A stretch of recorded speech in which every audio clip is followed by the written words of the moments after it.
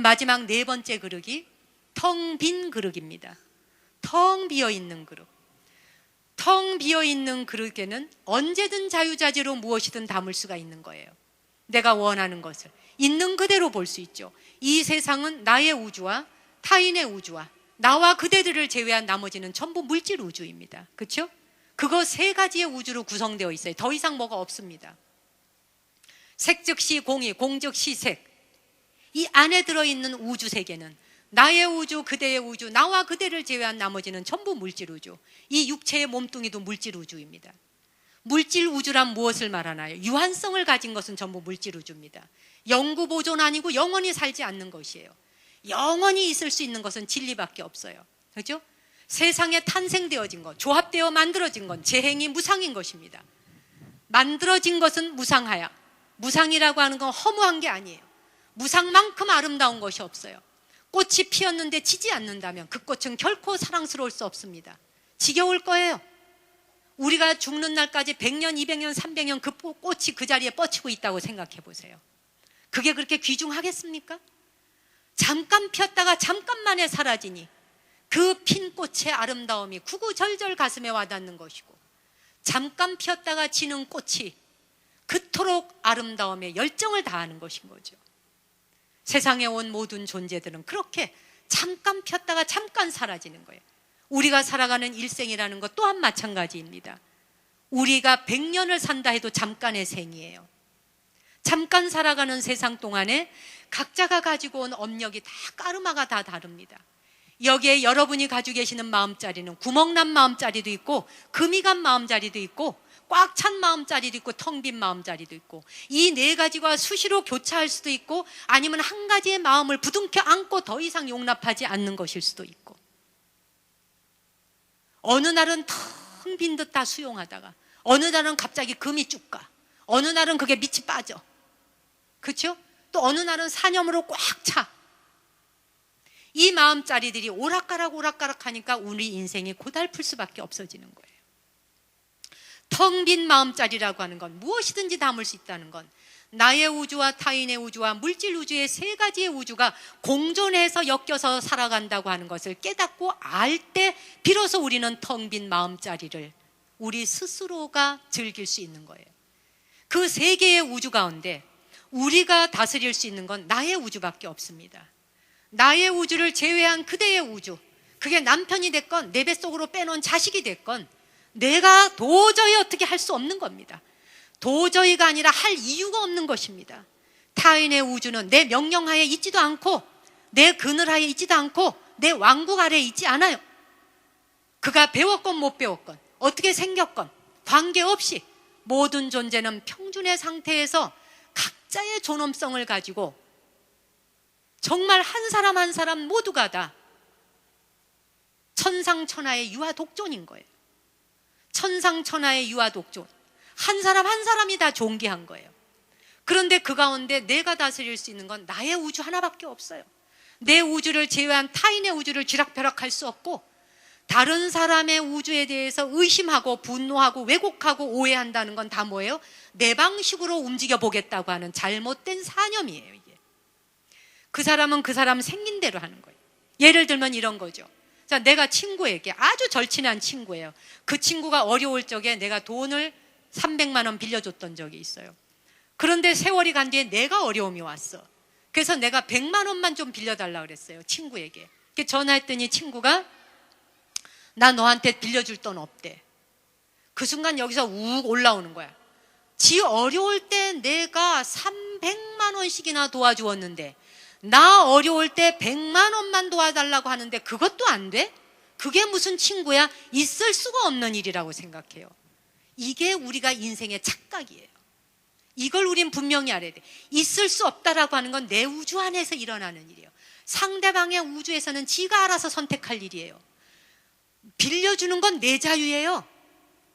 내가 내 친구에게 빌려준 거, 저 친구가 나에게 빌려줄 것인지 말 것인지는 그대의 우주가 선택하는 거예요. 서운해도 할 수 없어요. 근데 우리는 내가 빌려줬으니 의리가 있다면 내가 너한테 했는 것만큼 너도 나한테 해야 되잖아. give and take, 준 것만큼 돌아오지 않으면 성질 나는 거예요. 이러니까 범부중생에만 머물 수밖에 없게 돼요. 그러니 감각적으로 우리는 고요해 줄 수가 없는 거야. 고요한 게 아니라 그냥 팥죽 끓듯이 들끓어 널뛰는 거죠. 계속 너를 띱니다.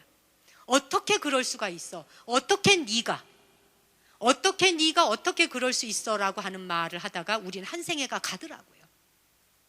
우리는 서로를 배신한다 생각하고 뒤통수를 맞는다고 생각합니다. 그러나 그렇지 않아요. 타인의 우주는 내가 움직일 수 없어요. 그 사람의 우주는 그가 결정합니다. 내 우주만이 내가 선택할 수 있어. 뭘 선택할 수 있을까? 자, 친구가 100만 원 빌려줘 그러는데 못 빌려주겠대. 자, 그럴 적에 성질을 내면서 발을 굴리면서 성질을 막 내면서 화를 내면서 너하고는 이제 끝이 하면서 전화번호 지우는 걸로 선택할 것인지, 내 명록에서 너는 지워, 아주 없어져, 지구를 떠나거라. 우리 살다 보면 전화번호부 책에 그런 거 있잖아요. 여러분의 핸드폰 안에서 인간관계에서 금간 사람, 지운 사람 있지요? 너는 아주 물렀거라. 그죠? 근데 뭐냐 하면 그런 상황이 왔을 때 그렇게 화를 내면서 분노할 것인지, 아니면 내가 그래 서운하지만 솔직하게 말하는 거죠. 아, 그래?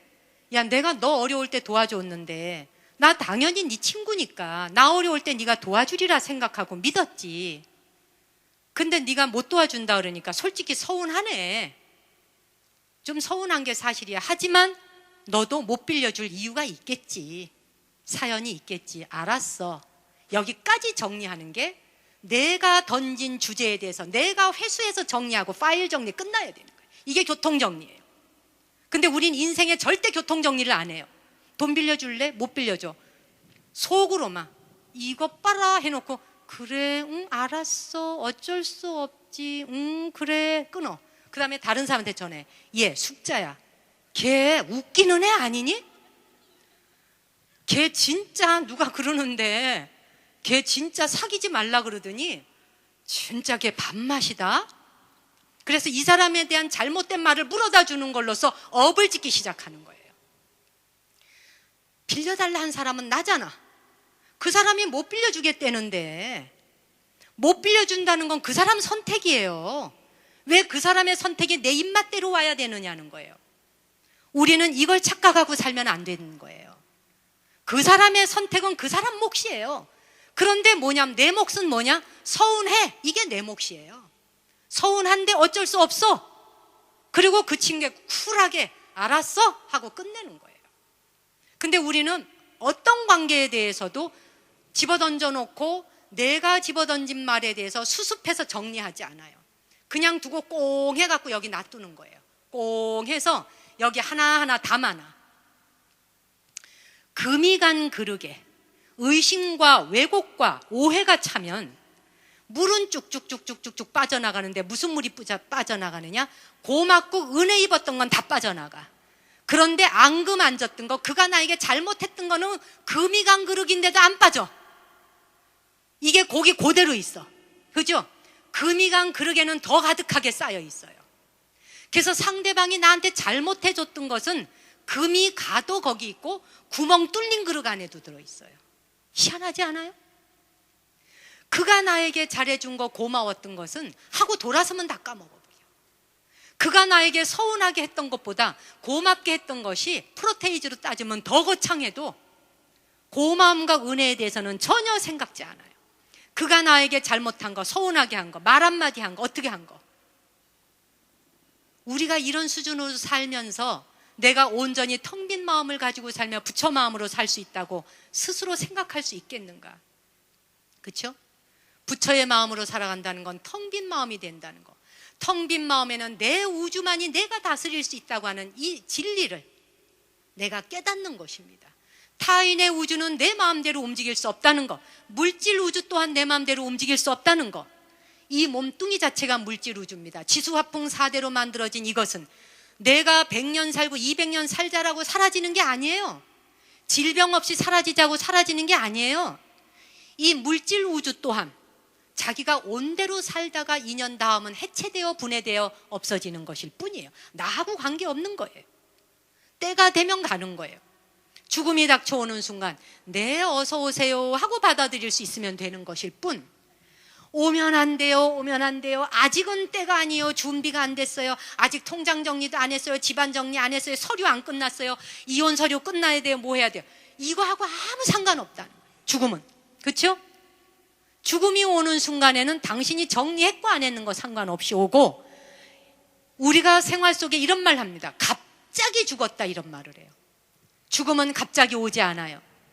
난데없이 왔다, 난데없이 죽었다. 더 살아야 되는데 죽는 사람은 단 한 명도 없어요. 그게 뱃속에 있는 아기일지라도. 살아야 될 운명이면 어떤 경우도 살아요. 그렇죠? 복락을 많이 누린 사람이 수명장수하는 거예요. 복락을 많이 누린 자가.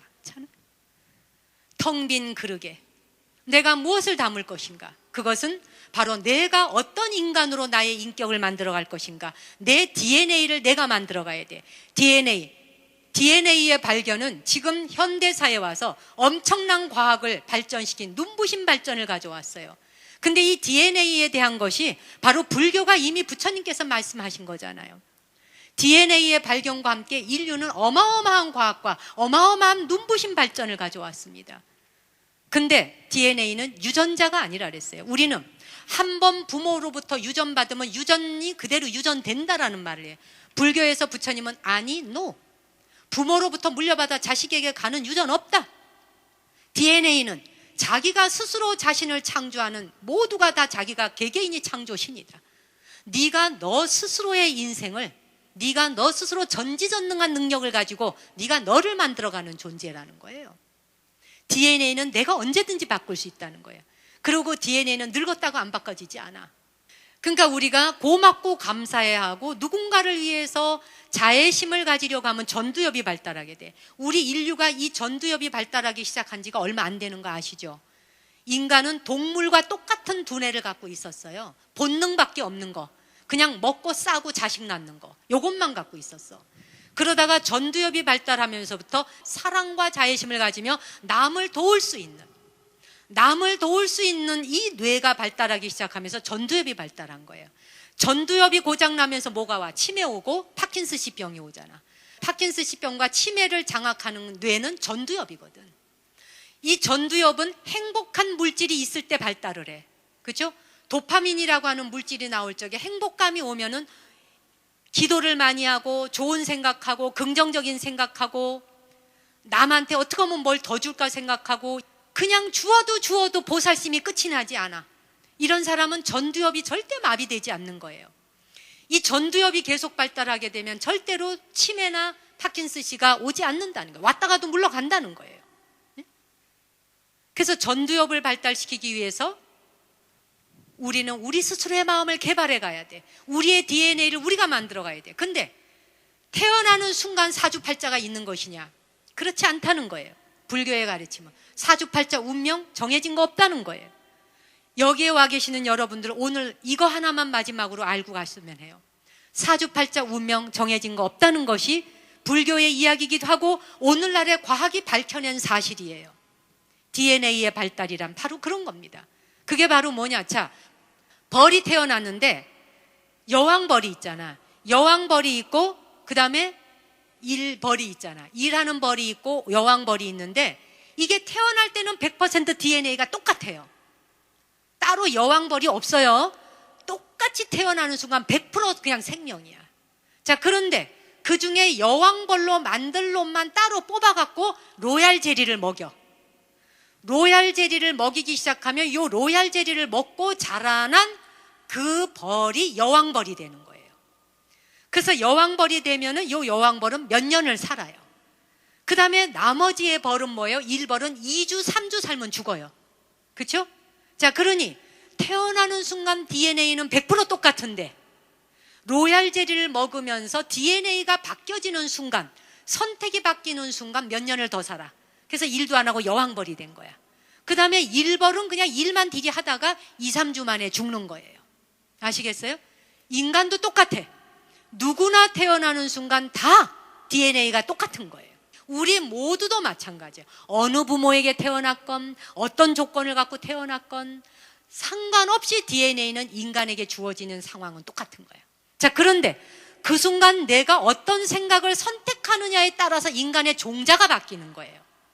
이게 인간의 종자가 범부 중생에 머물 건지 지옥구덩이에 머물 건지 아수라계에 머물 것인지 천상을 누리는 생각을 할 것인지 보살지위에 오를 것인지, 내가 가지는 선택에 따라서 여왕벌과 일벌이 나뉘는 것과 같이 똑같은 환경, 똑같은 여건이 주어졌는데도 같은 상황 속에서 예를 들어서 어린 날에 어머니가 자기를 버리고 어디 갔다 하자. 자, 그러면 어머니가 나를 버리고 갔을 때는 어머니도 그만한 사연이 있었을 거야 라고 선택하는 자식이 있어. 그래서 어머니를 원망하기보다는 그리워는 하지만 어머니를 위해서 또 열심히 일하는 자식이 있어. 그런데 어머니가 버렸다라고 하는 생각에만 고착돼서 두고 봐라, 세상 모든 여인이 다 미워, 다 원수야, 다 엄마 같아. 그래서 적대감을 가져. 이게 본래부터 그런 게 아니라 DNA를 내가 선택해서 만들어가는 거예요. 그래서 내가 구멍 뚫린 항아리에 마음을 가질 건지, 금이 간 항아리를 가질 건지, 꽉 찬 생각으로 더 이상 변화 없는 생각을 가질 것인지, 텅 빈 생각을 가질 것인지, 보살의 지위로 등단할 건지, 아니면 지옥구덩이에서 맨날 헤맬 것인지, 매 순간 우리에게는 선택할 수 있는 기회가 24시간 주어집니다. 매 순간. 운명은 과거 전생부터 결정된 게 아무것도 없어요. 여러분이 어제까지 어떻게 살아왔건, 오늘 오전까지 어떻게 살아왔건, 어떤 운명에 놓였건, 그건 하나도 중요하지 않아. 지금 이 찰나 이 순간 내가 무엇을 생각하고, 무엇을 말하고, 무엇을 먹고, 무엇을 바라보고 어떻게 행동하느냐, 이게 바로 나를, 내 인격을 보살의 지위로 끌고 갈 수 있는 거예요. 그렇게 하지 못할 때 우리는 범부에 머물러서 그냥 지옥구덩이를 헤매는 거예요. 그러다 보면 같은 물그릇을 놓고도 지옥에 있는 중생의 눈에는 물이 핀빛으로 보이는 거예요. 핏빛. 피로 보여요. 피. 그렇죠? 천상세계의 사람은 감로로 보이고, 보는 자의 위치에 따라 똑같은 물이 다르게 보이는 거예요. 눈에 무슨 안경을 끼고 있느냐에 따라, 귀에 무엇을 귀마개를 하고 있느냐에 따라. 우리가 귀마개하고 지식대로 오해하고 자기 방식대로 오해하고 내 방식대로 해석하고, 그리고 상대방과의 관계에서 계속 트러블을 가져오면 트러블 메이커로 살아가는 거는 바로 동물계에서나 하는 거예요. 그건 인간계에서 일어나는 일이 아니야. 하물며 불제자의 길에서는 더더욱 할 수 없는 일이라는 거예요. 적어도 부처님의 제자가 되고 부처님의 도량에 있다고 하는 건 무엇이냐? 부처님이 살아간 그 길 따라 살아보겠다고 원력 세우는 거예요. 부처님이 어떤 분이시냐는 거야. 붓다와 같은 가사자락을 붙들듯이 그와 비슷한 삶이라도 살아보겠습니다. 그래서 내 눈길은 반달처럼 아름답게 눈을 뜨고, 내 입술 또한 마치 여기에 배가 떠가는 것처럼 아름답게 배가 항해하듯이 살짝 웃어서 입꼬리를 올려봐. 그럼 그냥 입꼬리 위에 그냥 복이 착 놓여져서 그 복을 실어갖고 항해를 하는 거야, 그냥. 그래서 감사합니다, 고맙습니다, 감사합니다, 고맙습니다, 여기 입에다가 그냥 항아리를 신어가지고 이 배에다 실어서 이 사람 주고 저 사람 주고 이래봐. 근데 이 배를 훌렁 뒤집어. 배를 훌렁 뒤집어서 삐쭉삐쭉 하면서, 아이고 네가 하는 것이 그렇지 뭐, 네가 밤낮 해봐야 그 모양이지 뭐, 맨날 입을 삐쭉삐쭉 배를 뒤집어 갖고 하면 여기 복이 가겠냐는 얘기야. 그래 놓고 배를 뒤집어 가지고 복주가리도 없는 짓을 하면서 맛있는 건 또 다 찾아 먹어, 이 입으로. 이거 되겠어요, 우리? 왜 그 비싼 밥 사 먹으면서 배 뒤집어 가지고 찔룩거리고 삐쭉대는 말만 하고 살겠느냐? 그리고 당신의 눈이 얼마나 보석처럼 아름다운 눈동자인데 그 눈을 째려보고 눈에 도끼를 품고 그러고 살겠는가? 백천만겁에 만나기 어려운 인간의 몸 받아서 백천만겁에 만나기 어려운 진리를 만났는데, 이 한 번의 기회를 동아밧줄 붙들고 갈 생각하지 않고 이 기회를 놓친다면 다음 생을 언제 다시 기약할 수 있으랴? 그걸 생각하면 가슴을 쳐야 되는 것이거든. 그런 마음으로 간절하게 내 앞에 허락된 이 생애를 정말 소중하게 살아가는 하루하루여야 된다. 요즘에 미국에서 많은 예언가들이 앞으로 21세기에 전 세계를 주도해갈 그런 영향력 있는 국가가 바로 코레아라 그래요. 예언자들이, 수많은 미국의 예언자들이 쏟아내는 말이야. 한국을 한 번도 와본 적이 없어요. 와본 적도 없고 듣도 보도 못했는데 뭐 기도를 하다 보니 리딩을 한다는 거야. 하늘에서 내려오는, 천상세계에서 내려오는 이제 이 안테나를 통해서 수신을 받아서 이제 이 말을 풀어 먹는다는 거죠. 이게 예언이야. 그 수많은 예언가들이 하는 말이 뭐냐? 다가오는 미래에는 한국이 세계의 중심 국가가 된다. 꼬레야. 그러면서 한국이 중심 국가가 되는데 그 중에 37살 먹은 남자 예언자가 하는 말. 2036년이 되면 일본이 한국의 식민지가 된다. 그랬더니 그 말을 이 사람이 예언가가 했어요. 그랬더니 네티즌들이 댓글을 달기를 사실이 아니어도 기분 째진다. 너무 좋다. 이러더라고요. 자, 여기서 하는 말, 미래국가, 2036년이면 앞으로 21년 남았어요. 계산하세요. 자기 나이 플러스. 다 몇 살? 다 100살은 살 수 있죠? 그 꼴 보고 가자고, 우리가. 그런데 식민지가 된다라고 하는 말은 일본 사람들이 우리를 식민지화 했던 시절과는 완전히 차원이 다른 거예요. 우리는 문화적으로, 정신적으로, 영적 세계로 그 사람들을 리드하고 이끈다는 말이에요.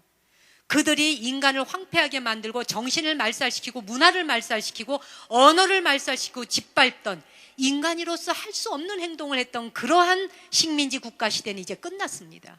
지금은 영적으로 정신적으로 리드하는 국가를 말하는 거예요. 그런 세상이 온다는 건데 수많은 예언가들이 쏟아내는 말이 한국이 세계의 중심이 된대. 근데 그 사람들 했는 말 중에 되게 재밌는 말이 있어. 그런데 희한하게도 이 말을 믿지 않는 국가가 있으니 유일하게 한국 사람들이다.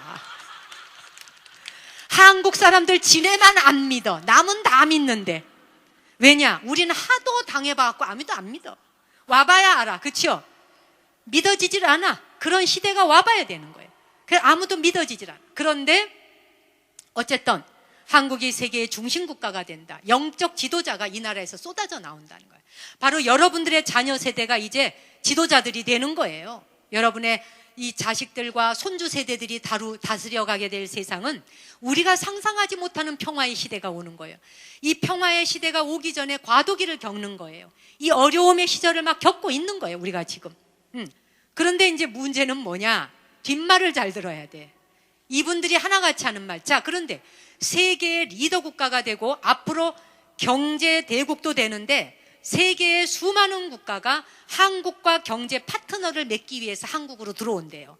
일단 들어도 기분 좋죠? 그리고 그때 되면은 부산이 물류 창고의 종착역이자 시발점이 돼. 유라시아에 이제 철도선이 다 놓아지면 완전히 부산부터 한 바퀴를 돌아 쫙 가서 50일의 대장정의 여행을 가게 돼. 그래서 체코에 가서 끝이 나. 체코와 부산을 이어주는 유라시아가 완전히 하나의 노선으로 기차 여행을 하게 돼. 그때 우리 다 같이 가시자고요. 그렇죠? 자, 그러면서 이분들이 하는 말이 그러한 세계의 중심 국가가 되려면 잘 해야 된다. 잘이 들어가. 잘. 굿, 베스트. 잘해야 된다. 무엇을? 뭘 잘해야 되느냐?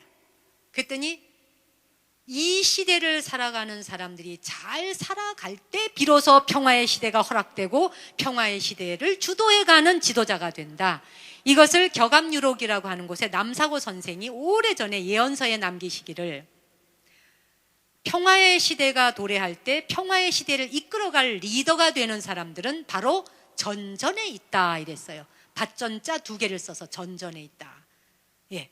전전의 평화의 시대를 도래하고 평화의 시대가 도래할 때 리더가 될 사람들은 모두 전전에 있다 그랬더니 대전과 마전에 평화가 있구나 해갖고 대전에 땅값 막 올라간 거 아세요 혹시? 3군이 다 육군, 공군, 해군이 다 그리 내려가서 신도 안으로. 그죠? 우리 종합청사. 그죠? 막 이렇게 해서 지금 대전으로 막 옮겼어. 이게 그런 사실하고 연류가 있어요. 대전 마전인 줄 알고 막 땅을 샀어요. 여기서 말하는 전전이라는 것은 대전 마전이라는 땅, 랜드를 말하는 게 아니라 심전과 단전을 말해요. 심전은 심장을 말하고 단전은 콩팥, 신장을 말해. 예. 그래서 심장은 마음밭을 일구는 밭이고 단전은 바로 기운의 밭을 일구는 곳이라. 마음밭과 기운밭을 잘 이끌고 이것을 남북이 갈라지지 않게 통합하는 자가 세상의 리더가 되고 주인이 되고 그가 바로 정신적 영적 지도자가 된다. 그것이 한국에서 쏟아져 나온다. 근데 우리가 이렇게 살아갖고 지금 되겠어요? 그렇지, 안 되죠. 심전과 단전을 다스려야 되는데 심전 단전을 못 다스려서 한국은 지금 분노 공화국이 됐어요. 화가 치밀어 올라갔고 이 불과, 심장은 불이거든, 단전은 물이거든, 불과 물이거든.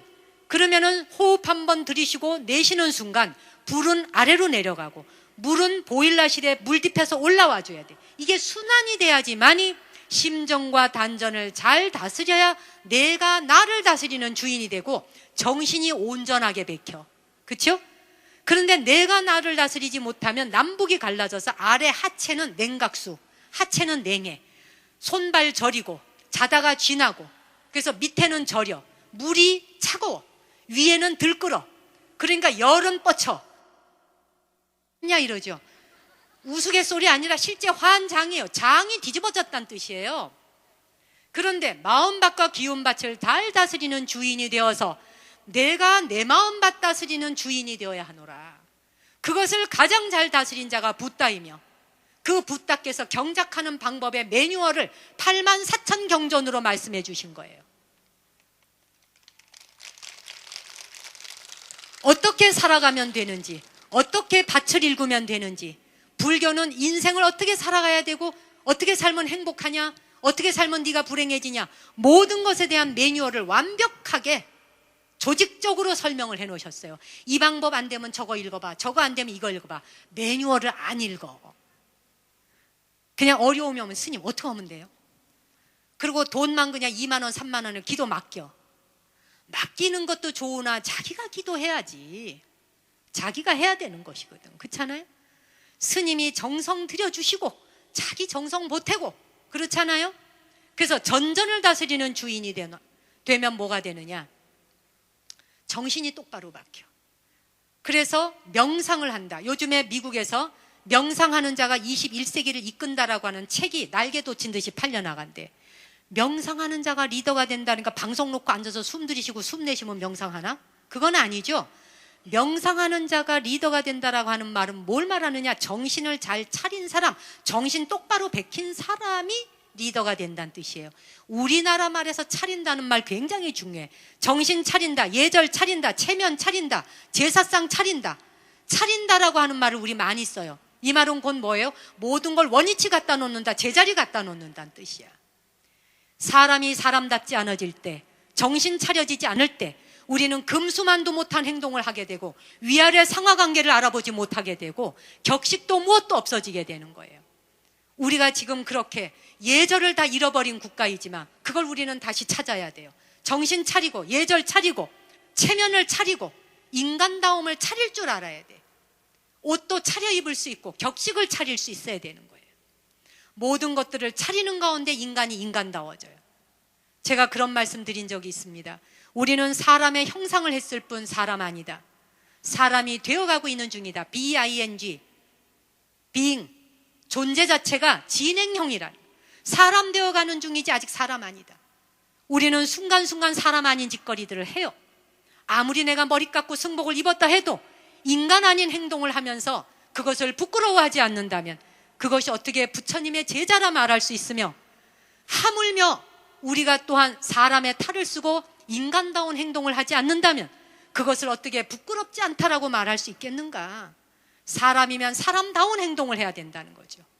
사람다운 행동이란 뭐냐? 내가 하는 행동에 대해서 책임질 줄 알아야 되고 위아래 상하관계 알아볼 줄 알아야 되고 윗어른을 공손하게 받들 줄 알고 아랫사람을 수하를 거느리면서 내게 허락된 이 순간을 내가 함부로 살아간다면 그것은 나에게 참으로 안타깝고 아까운 일이 되겠구나.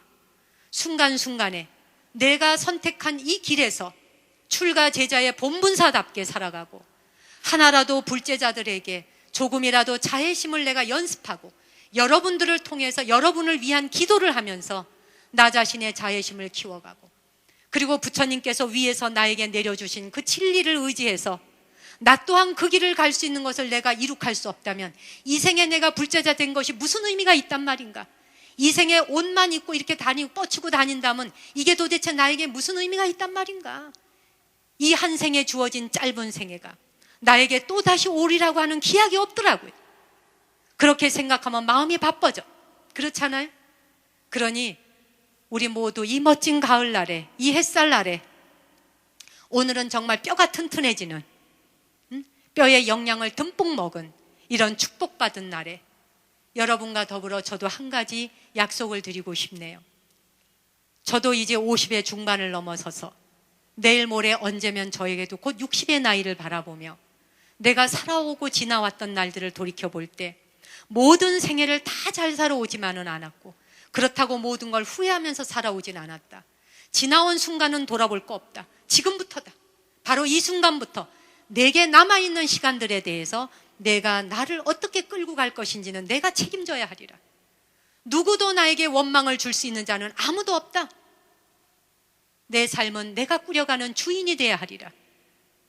그리고 제가 수행해 가는 중에 오늘 이 자리에 오셔서 저에게 이 꼼짝도 하지 않고 이 간절한 눈빛으로 저에게 쏟아보내주신 이 정열적인 여러분들의 간절한 마음을 내 가슴에 모두 옴박 담아서 저의 작은 기도 속에 항상 건강과 평안을 그리고 행복을 기원드리겠습니다. 제 강의 마칩니다. 고맙습니다. 땡큐. 고맙습니다. 사랑합니다. 감사합니다.